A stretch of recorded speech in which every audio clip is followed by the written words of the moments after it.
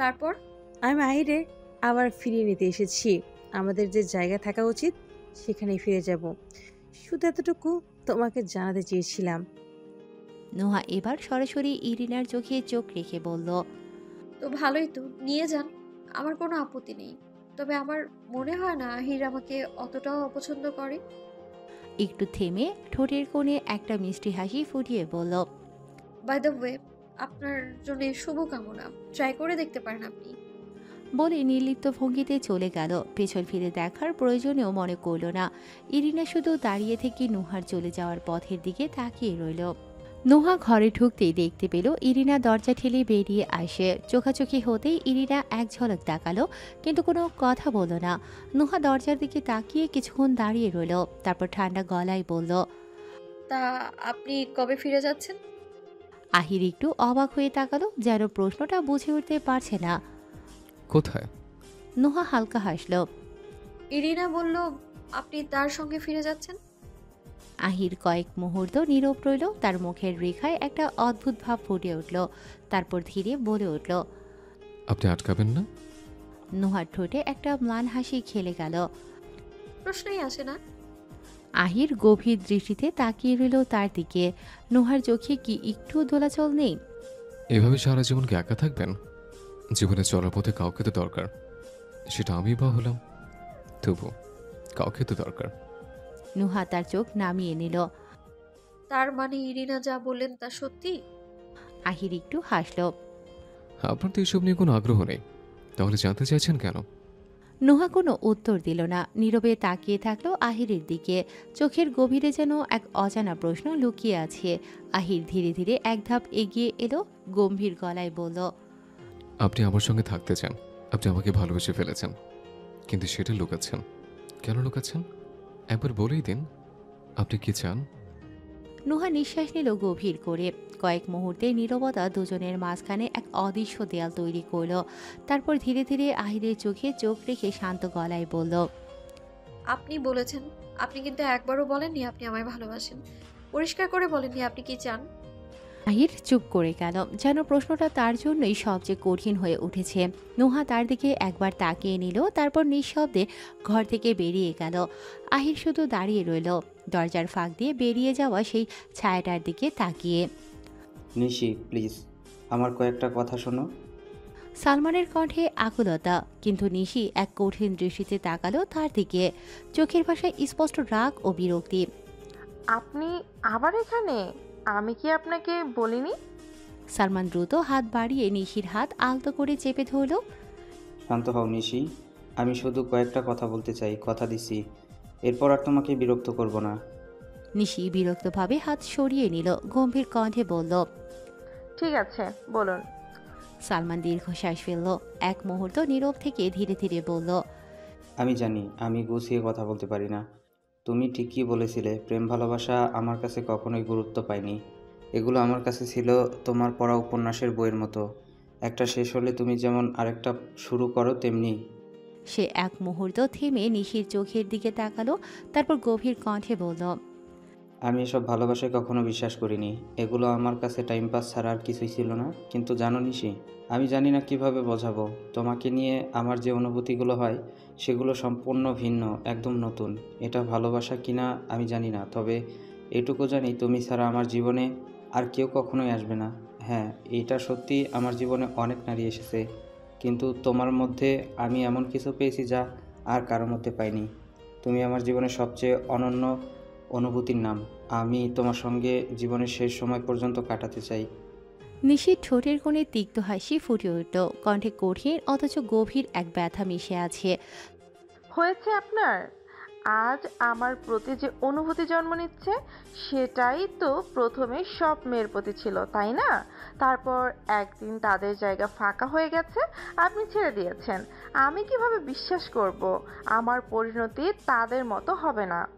সালমান এক মুহূর্ত নিশ্চুপ রইল। নিশির চোখের গহীনে সে স্পষ্ট দেখতে পেল সন্দেহ, অভিমান আর একরাশ অজানা ভয়, যেন তার প্রতিটি কথা আগুনের মতো ছুঁয়ে যাচ্ছে তাকে। একটা দীর্ঘশ্বাস ফেলে সালমান ধীর কণ্ঠে বলল, কি প্রমাণ চাও তুমি? বলো, আমি সব কিছুর জন্য প্রস্তুত।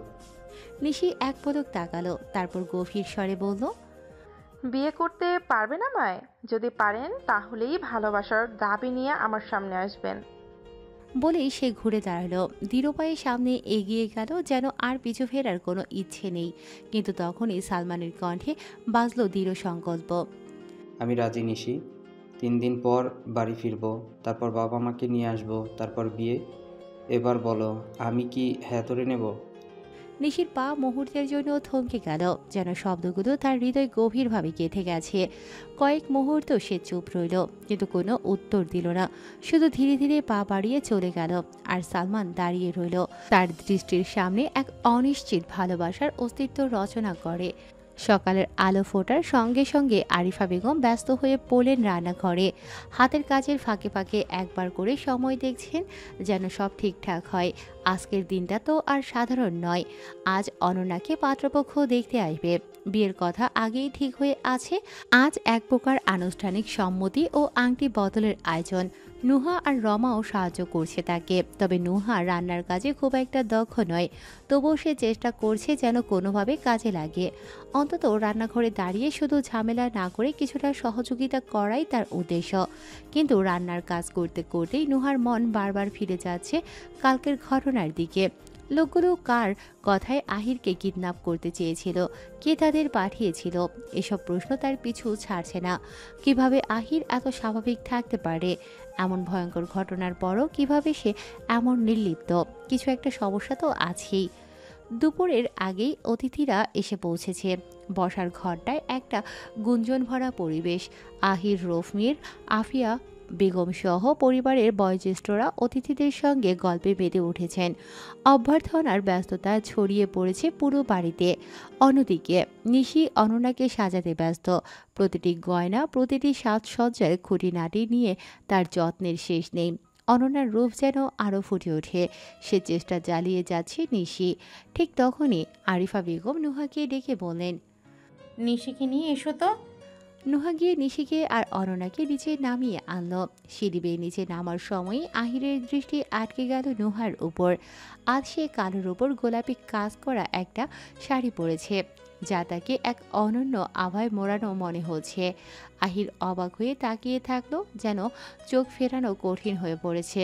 নুহার দৃষ্টি যখন আহিরের চোখের সঙ্গে মিলল, আহির দ্রুত চোখ সরিয়ে নিল, নিজেকে স্বাভাবিক রাখার চেষ্টা করলো। এর মধ্যেই ইরিনা, ঈশান আর সালমানও নিচে নেমে এলো। অতিথিদের সামনে একে একে উপস্থিত হলো সবাই। বাড়ির পরিবেশ আরও প্রাণবন্ত হয়ে উঠল। অনন্যার যার সঙ্গে বিয়ে ঠিক হয়েছে তার নাম ইরফান চৌধুরী। ইরফানের বাবা রফমিরের দীর্ঘদিনের ঘনিষ্ঠ বন্ধু। সেই সম্পর্কের সূত্র ধরেই এ বিয়ের আয়োজন। ইরফানরা মোট 6 জন এসেছে। আরাফ নিজে, তার বাবা মা এবং দাদা দাদি। খুব ভালোভাবেই আংটি বদলের অনুষ্ঠানটা মিটে গেল। বিকেলের দিকে ওনারা ফিরে গেলেন। যেহেতু আগে থেকে সব ঠিক, তাই ওনারা বিয়েতে আর দেরি করতে চান না। বিয়ে ঠিক করা হয়েছে 1 সপ্তাহ পরে। সন্ধ্যা নামতেই বসার ঘরে প্রাণবন্ত আড্ডা জমে উঠেছে। বিয়ে নিয়ে চলছে নানা পরিকল্পনা। আহির, সালমান, ইরিনা, অনন্যা, নিশি সবাই মিলে গল্পে মেতে আছে। হাসি, রোল, ঠান্ডা মশকরা সব মিলিয়ে এক চঞ্চল পরিবেশ। কিন্তু কোথাও যেন একটা শূন্যতা অনুভব করল আহির। চারপাশে তাকিয়ে বলতো নুহা নেই। ওর অনুপস্থিতি কেন জানি চোখে লাগলো। তাই সবার মাঝ থেকে সরে গিয়ে নুহাকে খুঁজতে বের হলো। আহির নিজের ঘরের দরজা অল্প খুলে দেখলো নুহা একা বসে ল্যাপটপে ব্যস্ত।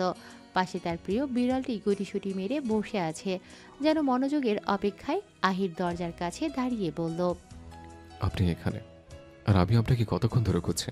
চলুন, নিচে সবার সঙ্গে গল্প করবেন, বিয়ে নিয়ে কিছু আইডিয়া দেবেন। আমার এসব কোলাহল পছন্দ না, আপনি যান। আহির একটু এগিয়ে আসলো।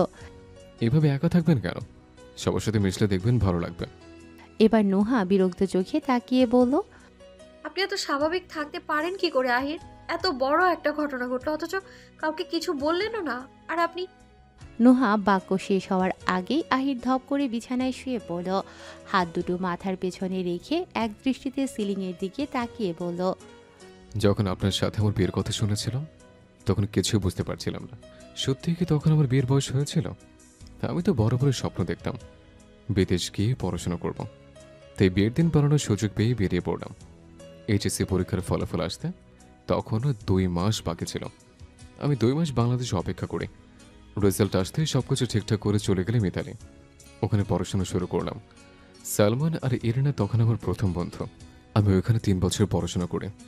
তখন বাড়ি আসার প্ল্যান ছিল না, তাই ভাবছিলাম কোনো কাজ খুঁজে ওইখানে থেকে কাজটা কন্টিনিউ করব। ইরিনার বাবা ইতালিতে নিজস্ব ডিটেকটিভ এজেন্সি চালাতেন। ইরিনার একটা ভাই ছিল, তবে দুর্ভাগ্যবশত সে মাত্র 16 বছর বয়সে মারা যায়। ইরিনার বাবা সবসময় বলতেন আমি নাকি তার ছেলের মতো, তাই আমাকে নিজের সন্তানের মতো ভালোবাসতেন। বলতে গেলে আঙ্কেল আমাকে নিজের পরিবারের একজন ভাবতেন। আঙ্কেল আমাকে তার এজেন্সিতে জব অফার করেন।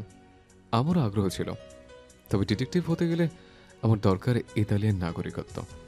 ইতালিতে প্রাইভেট ডিটেকটিভ হতে নাগরিক হওয়া বাধ্যতামূলক নয়, তবে বসবাসের বৈধ অনুমতি থাকতে হবে। আমি সেখানে 6 বছর থেকেছি এবং পড়াশোনা শেষ করেছে, তাই বৈধভাবে রেসিডেন্ট স্ট্যাটাসও পেয়েছে। আঙ্কেলের সাথে 2 বছর কাজ করেছে। আঙ্কেল আমাকে সব কিছুতে ভালোভাবে ট্রেন করেছিলেন নিজের হাতে। যদি কোনো অভিজ্ঞ ডিটেকটিভের অধীনে আপনি কাজ করেন, তাহলে লাইসেন্স ছাড়াই কিছু নির্দিষ্ট কাজ করা সম্ভব, যেমন তথ্য সংগ্রহ করা, অনুসন্ধান চালানো ইত্যাদি। তবে আঙ্কেল চাইছিলেন আমি যেন পরবর্তী আঙ্কেলের পুরো এজেন্সির দায়িত্ব নেই এবং ইরিনাকে বিয়ে করি, তাহলে আমি সহজেই নাগরিকত্ব পেয়ে যাব। তবে আমি ইরিনাকে কখনোই সে চোখে দেখিনি। ইরিনা আমার কাছে অনন্যার মতো। ইতালিতে যাওয়ার পর সালমান, ডেভিড, ইরিনা ওরা আমাকে অনেক সাহায্য করেছে, আমার একাকিত্বের সঙ্গ দিয়েছে, একদম ফ্যামিলির মতো। ইরিনা আমাকে পছন্দ করে সেটা আমি জানি, অনেকবার ওকে বোঝানোর চেষ্টাও করেছে, তবে মুখের উপর খারাপ ব্যবহার করতে পারি না। আঙ্কেলে থেকেই গান চালানো শিখেছে। আমি গান চালাতেও পারি, ইনফ্যাক্ট আমার নিশানাও খুব ভালো। আর আমাকে কে কিডন্যাপ করতে চেয়েছিল তাও হয়তো আন্দাজ করতে পারছে। কিন্তু একটা কথা পরিষ্কার করে বলি, আমি কোনো মাফিয়া টাফিয়া নই ম্যাডাম। আমার সম্পর্কে ভুল ধারণা বাদ দিয়ে একটু ইতিবাচক দৃষ্টিভঙ্গি নিয়ে ভাবতে পারেন না? নুহা ঠান্ডা গলায় বলল, আমি ইতিবাচক চিন্তাই করি, তবে আপনার গল্পে অনেক কিছু অজানা দিক আর রয়েছে আহির। আহির ভ্রু কুঁচকে তাকালো। মানে? আপনি একা একা বাংলাদেশ থেকে ইতালি কিভাবে গেলেন? এত টাকা কোথায় পেলেন? আর আপনার সার্টিফিকেট, ভিসা, যা যা দরকার সেসব কোথায় পেলেন আপনি? নিশ্চয়ই কেউ হেল্প করেছে আপনাকে, বলুন কে? আহির হেসে ফেলল। ডিটেকটিভ আপনি না আমি? এত প্রশ্ন? আহির নুহার একটা হাত ধরে নুহাকে তুলতে চাইল। চলুন, নিচে সবাই অপেক্ষা করছে। আমার একমাত্র বোনের বিয়ে, অনেক কিছু ভেবেছে, আর আপনি একমাত্র ভাইয়ের বউ, আপনাকে তো কিছু দায়িত্ব নিতে হবে। নুহা তার হাত ছাড়ল না, বরং নিজের আরেক হাত দিয়ে আহিরের হাত ধরল। এটা কি এতই গোপন বিষয় আহির? এত কিছু তো বললেন, এইটুকু বলতে কি সমস্যা? আহির গম্ভীর মুখে বলল, এটা তেমন বড় কিছু নয়, আর লুকানোর কিছুও নেই। অনেকেই জানে সালমান, ডেভিড, ইরিনা, কিন্তু আমি যা বলতে চাই না আপনি সেটা জানার জন্য এতটা আগ্রহী কেন? নুহা উঠে দাঁড়ালো। আপনার স্ত্রী হিসেবে কি এটুকু জানার অধিকার নেই আমার? আহির এক পা এগিয়ে এসে মুস্কি হেসে বলল, আপনি সত্যিই নিজেকে আমার স্ত্রী হিসেবে স্বীকার করছেন? কবে থেকে? নুহা চট করে চোখ সরিয়ে নিল। আপনি যা ভাবছেন তেমন কিছু না। আর আমি একটা প্রশ্ন করেছিলাম, আপনি কিন্তু উত্তর দেননি এখনো। আহির শান্ত স্বরে বলল, আমি তো কখন থেকে বলার চেষ্টা করছি।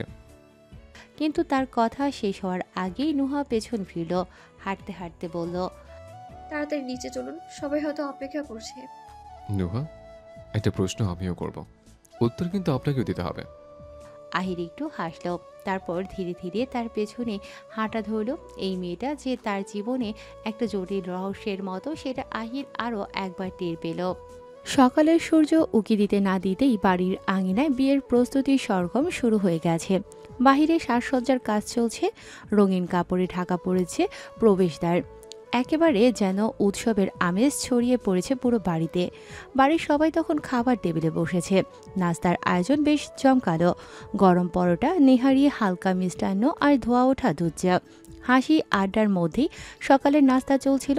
হঠাৎই শেহনাজ মীর কিছুটা অন্যমনস্ক ভঙ্গিতে বলে ওঠেন, ভাইজান, আমার একটা কথা ছিল।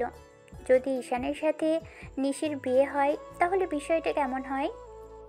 এক মুহূর্তের জন্য যেন পুরো টেবিলে নীরবতা নেমে এলো। কেউ কোনো কথা বলছে না, শুধু চোখাচোখি হচ্ছে। নিশি চমকে তাকালো শেহনাজ মীরের দিকে, আর ঈশানের কপালে ভাঁজ পড়ল। সালমান তখন গম্ভীর মুখে নাস্তা করছিল। শেহনাজ মীরের কথা শুনে হঠাৎ যেন কিছুটা বিহ্বল হয়ে গেল। মুখের খাবার গলায় আটকে গেল তার। তাড়াতাড়ি এক গ্লাস পানি খেয়ে নিল। গ্লাসটা হাতেই ধরা রইল, আর দৃষ্টিটা স্থির হয়ে গেল শেহনাজ মীরের দিকে। শেহনাজ মীর খানিকটা বিরক্তির সুরেই বললেন, সবাই এভাবে কি দেখছো? আমার নিশিকে অনেক ভালো লাগে, আর ওকে তো বিয়ে দিতেই হবে। তাই যদি ঈশানের সঙ্গে ওর, তাহলে দুই বোন একসাথে এই বাড়িতেই থাকতে পারবে। শেহনাজ মীরের কথায় কেউ কিছু বলতে পারছিল না, যেন সবাই পরিস্থিতি বুঝে নেয়ার চেষ্টা করছে। কিছুক্ষণ নীরব থাকার পর রফমির গম্ভীর কণ্ঠে বললেন, দেখ শেহনাজ, নুহা আর নিশি দুজনই আমার মেয়ের মতো। তবে বাস্তবতা হচ্ছে নিশির গার্জিয়ান কিন্তু নুহা। তাই ও যা সিদ্ধান্ত নেবে সেটাই চূড়ান্ত সিদ্ধান্ত হবে। নুহা শান্ত কণ্ঠে বলল, আসলে ঈশানকে নিয়ে আমার কোনো সমস্যা নেই, তবে যেহেতু বিষয়টা নিশি আর ঈশানের জীবন নিয়ে, তাই আমার মনে হয় ওদের মতামত জানা জরুরি। নিশি এতক্ষণ চুপচাপ ছিল, শান্ত কণ্ঠে বলল, আমি আসলে ঈশান ভাইকে নিজের বড় ভাইয়ের মতো মনে করে আমি ওনাকে বিয়ে করতে চাই না। শেহনাজ মীর এবার কিছুটা বিরক্ত হয়ে বললেন, এরকম তো কত বিয়ে হয়, এতে সমস্যা কি? বিয়ের পর সব ঠিক হয়ে যাবে। সালমান স্বাভাবিকভাবে বলল, কিভাবে ঠিক হবে? নিশি তো ঈশানের ছোট বোনের মতো, তাই না ঈশান? ঈশান কিছুটা অস্বস্তি নিয়েই বলল, হ্যাঁ হ্যাঁ, তো তাছাড়া আমি এখন বিয়ে করব না আম্মু, আমি আগেও বলেছি। শেহনাজ মীর কিছু বলতে যাচ্ছিলেন, কিন্তু রফমির এবার কঠিন কণ্ঠে বললেন, আর শেহনাজ, দেখছিস তো ওদের কেউ রাজি নয়, তাহলে কেন জোর করছিস? এই বিষয়টা এখানেই শেষ কর। বাড়িতে একটা বিয়ে হচ্ছে, সেটার আয়োজন ঠিক মতো করা হোক। তারপর সবাইকে উদ্দেশ্য করে বললেন, আরিফা, একটু পরে সবাই মিলিয়ে শপিংয়ে বেরিয়ে যাও। যার যা লাগবে আজকের দিনে কিনে নাও। আমি এখন অফিসে যাচ্ছি, দেরি হয়ে যাচ্ছে। বাড়ির সামনে সবাই অপেক্ষা করছে। আরিফা বেগম, নিশি, অনন্যা, আহির সকলেই শপিংয়ে যাওয়ার জন্য প্রস্তুত। ঠিক সেই মুহূর্তে ঈশান সালমানকে এক প্রকার টানতে টানতে নিয়ে এলো। সালমানের মুখাবয়বে ছিল এক ধরনের গম্ভীরতা, যেন তার মনে কোনো অস্বস্তি ছিল। আহির বিস্ময়ে প্রশ্ন করল, কি রে সালমান, কি হয়েছে তোর? ঈশান গলার স্বরকে একটু নাটকীয় করে তুলে বলল, দেখো না আহির ভাই, সালমান বলছে ও নাকি যাবে না, কারণ বিয়ের আগেই নাকি ও দেশে ফিরে যাচ্ছে। আহির চমকে উঠল, ক্ষুদ্র গলায় বলল, এসব কি বলছিস সালমান? আমার বোনের বিয়ে আর তুই চলে যাবি মানে কি? তাছাড়া বাঙালি বিয়ে কখনো দেখেছিস? আজকে দেখার সুযোগ পাচ্ছিস আর তুই চলে যাবি? সালমান একদম নিশ্চুপ হয়ে দাঁড়িয়ে রইল। তার মুখের চেহারায় কোনো প্রতিক্রিয়া ছিল না। এক দীর্ঘ নীরবতার পর গম্ভীর গলায় সে বলল, আমার সমস্যা আছে, তুই বুঝতে পারছিস না ব্যাপারটা? আমাকে যেতেই হবে। নিশি ভ্রু কুঁচকে সালমানের দিকে তাকিয়ে বলল, যেতেই হবে মানে? আপনার গার্লফ্রেন্ড কি অন্য কারোর সঙ্গে ভেঙে গেছে নাকি? আমার গার্লফ্রেন্ড নিয়ে তোমাকে ভাবতে হবে না, সে যথেষ্ট লয়াল। নিশি এক কৌতূহলী হাসি দিয়ে বলল, লয়াল তো আপনার গার্লফ্রেন্ড, দয়াল তো আপনি। সালমান একটু অবাক হয়ে তাকিয়ে থাকলো, যেন কিছুটা অস্থির হয়ে বলল। কি বললে? ঈশান বিরক্তির সাথে হালকা গলায় বলল, ব্যাস শুরু হয়ে গেল দুজনের ঝগড়া। নিশি চল গাড়িতে উঠ, সালমান, নুহা আর আহির একসাথে আসবে। সালমান তৎক্ষণাৎ গম্ভীরভাবে বলল, সে ভালো, উনি আমাকে যেভাবে দেখেছেন, চোখ দিয়ে না গিলেই খায়। আমি আপনার মতো অখাদ্য খাই না। এই বলে এক মুহূর্তেও দেরি না করে নিশি গাড়ির দিকে হাঁটতে শুরু করলো। সালমান কিছুক্ষণ তাকিয়ে রইল, তার চোখে এক অদ্ভুত মিশ্রণ, বিরক্তির সঙ্গে একটু করুণী হাসি। একটু পর নুহা বেরিয়ে এলো, আর তার সঙ্গে ইরিনাও। ইরিনাকে দেখেই আহির আর সালমান দুজনেই কিছুটা চমকে গেল। মেয়েটার গায়ের রং অতটাও ফর্সা নয়, কিন্তু আজকের বাঙালি পোশাকে যেন একদম অন্যরকম লাগছে। একটা সাদা গোলাপি কুর্তির সঙ্গে ওনাও পরেছে, ড্রেসটা সম্ভবত নুহার।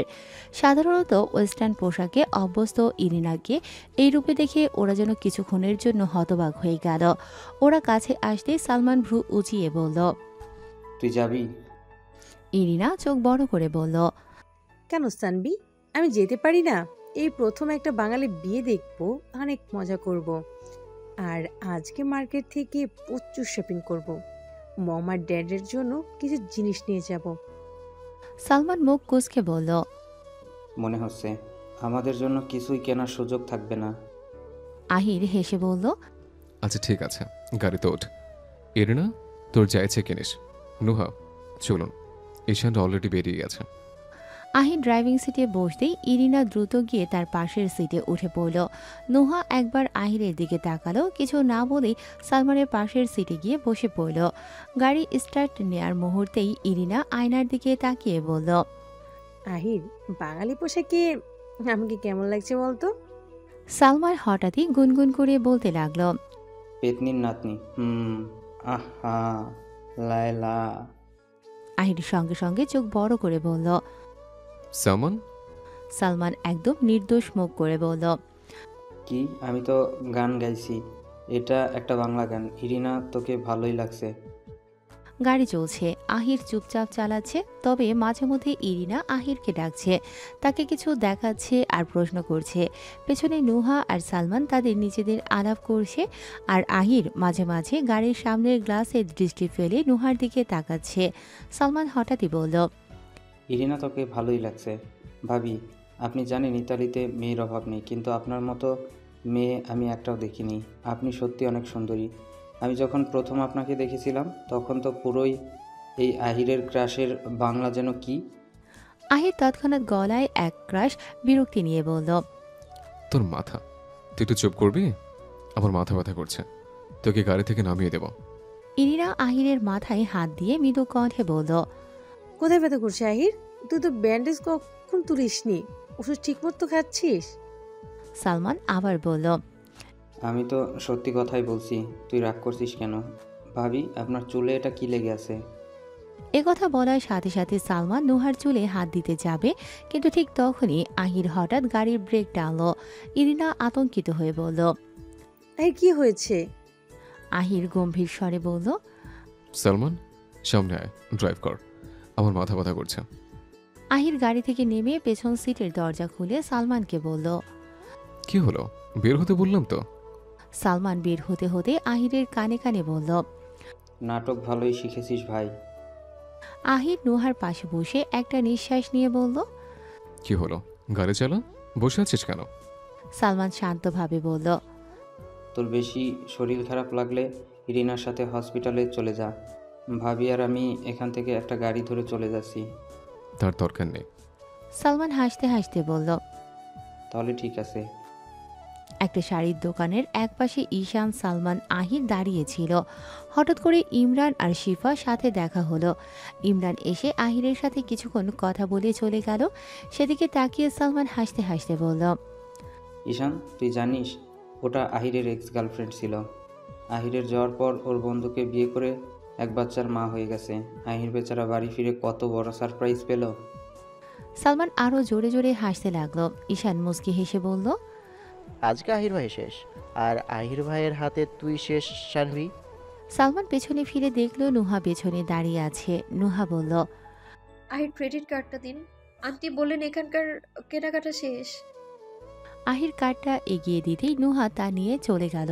আহির সোজা হয়ে দাঁড়িয়ে সালমানকে বলল। আজকে তুই সব সীমা ছাড়িয়ে যাচ্ছিস। সালমান হেসে বলল। কি আবল তাবল কথা বলছিস? আমি কোনো সীমাকে ধরিনি। আমি একদম লয়াল।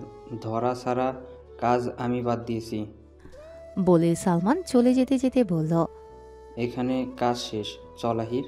তোর মতো বন্ধু থাকলে শত্রুর কি দরকার? তোকে হাতে পাই, তারপর দেখাবো ধরা ছাড়া কাকে বলে। দুপুর থেকে মুষলধারে বৃষ্টি শুরু হয়েছে, সাথে হালকা ঝড়ও। বৃষ্টির প্রবল প্রবাহ এতটাই যে দিনের বেলাতেও চারপাশে গুমোট অন্ধকার ছড়িয়ে পড়েছে। পুরো পরিবেশ যেন এক অদ্ভুত নীরবতা, এক অন্যরকম অনুভূতির সৃষ্টি করছে। সবাই মিলে বসার ঘরে আড্ডায় মগ্ন। বিয়েতে কাকে নিমন্ত্রণ করা হবে, কাঠ কেমন হবে, এইসব নিয়ে ব্যস্ত আলোচনা চলছে। কিন্তু নুহা সেখানে নেই। তাই আরিফা বেগম নিশিকে পাঠিয়েছিলেন নুহাকে ডাকতে। কিছু সময় পর নিশি চিন্তিত মুখে ফিরে এসে বলল। আপু, বাড়ির কোথাও নেই। আরিফা বেগম চিন্তিত হয়ে বললেন। নেই মানে? হয়তো দাদার ঘরে আছে। না চাচি আম্মা, আমি দাদুমণির ঘর দেখে এসেছি। উনি একটু পরেই নামাজ শেষ করে চলে আসবেন, কিন্তু আমার মনে হচ্ছে আপু বাহিরে কোথাও গেছে। মার্কেট থেকে ফিরে আসার পর আমি দেখলাম শেরুন খোঁজ করছিল, মনে হয় ওকে খুঁজতে চলে গেছে। তোমরা থাকো, আমি দেখে আসছি উনি কোথায়। বলেই আহির হাতে একটি ছাতা নিয়ে বাগানের দিকে এগিয়ে গেল। সে একদম বাগানের পেছনের কোণে চলে গেল, যেখানে মাটির উপর কাদা জমে গেছে আর বৃষ্টির সুতায় প্রাকৃতিক পৃথিবী যেন নিজের এক অবিচ্ছেদ্য রূপে আবির্ভূত হয়েছে। আর সেখানেই নুহাকে দেখতে পেল, কাদাযুক্ত মাটিতে বসে পুরো শরীর ভিজে গেছে। সে যেন একটি অন্য পৃথিবী থেকে বিচ্ছিন্ন হয়ে এখানে এসে পড়েছে। আহির থমকে দাঁড়িয়ে ছাতাটি বন্ধ করে নিঃশব্দে নুহার দিকে এগিয়ে গেল। বৃষ্টি এখনো পড়ছে। নুহা, কি হয়েছে? আহিরের কণ্ঠে এক অদ্ভুত শঙ্কা, এক অজানা অনুভূতির মূর্ছনা ছিল। তবে নুহার উত্তর আসার আগেই তার চোখে পড়ল নুহার একপাশে পড়ে আছে মৃত বিড়ালটি। ধীরে ধীরে এক অনারম্ভ অনুভূতির ঢেউ তার হৃদয়ে উঠে এলো। উত্তরের আর প্রয়োজন ছিল না। আহির নুহার সামনে বসে তার কাঁধে কোমলভাবে হাত রেখে বলল, নুহা প্লিজ বাড়িতে চলুন, বৃষ্টিতে আর ভিজবেন না। আমি বুঝতে পারছি। আপনি বুঝতে পারছেন না আহির, সকালের দিকে আমি তাকে খাবার দিয়েছি, কোলে নিয়েছি। আপনি জানেন না সে আমার কাছে ছিল কি ছিল আমার কাছে। সে আমার সব প্রিয় জিনিসগুলো এইভাবেই। কথাগুলো বলতে গিয়ে নুহার গলা ধরে এলো। কোথা থেকে যেন এক অসহ্য যন্ত্রণা উঠে এসে গলা চেপে ধরেছে। আর সিক্ত চোখে ভেসে উঠল দুঃখের গভীর সাগর। এক নিঃশব্দ কান্না ভেসে আসলো। আহির তার মাথাটা নিজের বুকের সাথে ঠেকিয়ে শান্ত কণ্ঠে বলল, বললাম না বলতে হবে না। আমি বুঝতে পারছি, সবসময় এত জেদ কেন করেন? নুহা যেন নিজের অনুভূতিকে আরেক মুহূর্ত সংবরণ করতে পারল না। হঠাৎই কান্নার একটি ঢেউ তাকে ভাসিয়ে নিয়ে গেল। আর অদৃশ্য এক শূন্যতায় ডুবে যেতে যেতে সে নিজে থেকেই আহিরের দেওয়া আশ্রয়কে আর একটু গভীরভাবে আঁকড়ে ধরল। আহিরের হাত থেকে ছাটাতে মাটিতে পড়ে গেল, যেন সমস্ত পৃথিবী সমস্ত সময় এক পলকে থমকে গেছে। এক মুহূর্তের জন্য আহিরের পৃথিবী যেন শান্ত হয়ে গেল। চারপাশে কোনো শব্দ তার কর্ণভেদ করছিল না, একমাত্র নুহার কান্নার গভীর শব্দ, শোকের নিঃশব্দ যন্ত্রণা বাতাসে ভেসে আসছিল। আহির কিছু একটা গভীর চিন্তায় ডুবে দিয়ে হঠাৎ নুহাকে কোলে তুলে নিল। নুহার শরীর কাঁপছিল, তার চোখে বিস্ময়ের ছাপ। এই অপ্রত্যাশিত মুহূর্তটির জন্য সে প্রস্তুত ছিল না।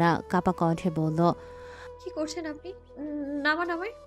বলছিলাম না সীমায় থাকবেন আপনি। আহির একটুও বিচলিত না হয়ে শান্ত গলায় উত্তর দিল, অবস্থা দেখেছেন আপনার? বৃষ্টিতে ভিজতে ভিজতে আপনি বরফ হয়ে গেছেন, রীতিমতো কাঁপছেন। বলেই সে পদক্ষেপ নিল, যেন তার সিদ্ধান্ত চূড়ান্ত। বাড়িতে প্রবেশ করতেই সবাই স্তম্ভিত হয়ে তাকিয়ে রইল, চোখে চোখে প্রশ্নের এক মৃদু প্রতিধ্বনি। তবে কেউ কিছু বলল না। আহির সোজা নুহাকে ঘরে নিয়ে গেল। নুহা খাটের মাথায় হেলা দিয়ে বসে আছে, চোখ দুটো ক্লান্ত, তবুও ভিতরে চাপা একটা অস্থিরতা কাজ করছে। কোলে মুখ গুজে এক নাগারে কাছে নিশি। বাইরে থেকে যতই দৃঢ় মনে হোক, ভেতরে ভেতরে মেয়েটা যেন তুলতুলে তুলসী পাতা। খুব সামান্য কিছুতেই মন ভেঙে যায় তার। আজ কান্নার কারণটা সেরও, সেই ছোট্ট বিড়াল ছানাটা, যাকে একদিন রাস্তার পাশে করুণ অবস্থায় কুড়িয়ে পেয়েছিল দুই বোন। নিশি প্রথম দেখতে পায় ছোট্ট ছানাটার কাতর চোখে যেন দয়া ভিক্ষার আবেদন। নিশি কোলে তুলে নেয় বিড়ালটাকে। নুহা প্রথমে বারণ করলেও নিশির চেহারার দিকে তাকাতেই নুহার মন গলে যায়। ও নিজেও তো পশু পাখি ভালোবাসে। অবশেষে দুজন মিলে বাড়িতে নিয়ে আসে বিড়ালটাকে। তারপর থেকেই শেরু হয়ে ওঠে ওদের পরিবারের একটা অংশ। সকালবেলা ঘুম থেকে উঠে শেরুর সঙ্গে খুনসুটি, পড়তে বসলে পাশে এসে গুটিসুটি মেরে বসে থাকা, এসবেই কেটে যাচ্ছিল শেরুর জীবন। কিন্তু গত কয়েকদিন ধরে শেরু একটু অসুস্থ ছিল। নুহা ওর যত্নে একটুও কমতি রাখেনি। খাওয়ানো, ঔষধ, স্নান সব ঠিকঠাকই চলছিল। তবুও আজ হঠাৎ এমন একটা ঘটনা ঘটবে সেটা কেউ কল্পনাও করেনি। দরজায় হালকা টোকা পড়তে নিশি চমকে তাকালো। কে? বাইরে থেকে পরিচিত কণ্ঠ। নিশি। আহিরকে দেখেই নিশি উঠে বসল। খাট থেকে নামতে যাবে ঠিক তখনই আহির বলল, আজ তুমি এখানে থাকতে পারো, আমি আমার ফোন নিতে এসেছিলাম। নিশি একটু অবাক হলেও আর কিছু বলেনি। আহির ফোনটা টেবিল থেকে তুলে নিল। বের হওয়ার আগে এক পলক নুহার দিকে তাকালো। নুহা তখনও চুপচাপ, নিশির মাথায় হাত রেখে বসে আছে। চোখে যেন ঘোলাটে বিষণ্ণতা। আহির আর কিছু না বলে ঘর থেকে বেরিয়ে গেল। রাতের গভীর নিস্তব্ধতা। হঠাৎ দরজায় ধূপধাপ শব্দে আহির আর সালমান ঘুম ভেঙে গেল। সালমান চোখ মেলতেই না মেলতেই আধো ঘুমের ঘুরে বলল। বাইরে থেকে পরিচিত কণ্ঠ, চাপা উৎকণ্ঠা মিশ্রিত। আমি নিশি। নিশি? নিশি ভূত? হ্যাঁ, আপনার ঘর মটকাতে এসেছি। দরজা খুলুন, বজ্জাত লোক। আহির ইতোমধ্যেই উঠে গেছে। দরজা খুলে দাঁড়াতেই নিশির মুখে উদ্বিগ্নতার ছাপ।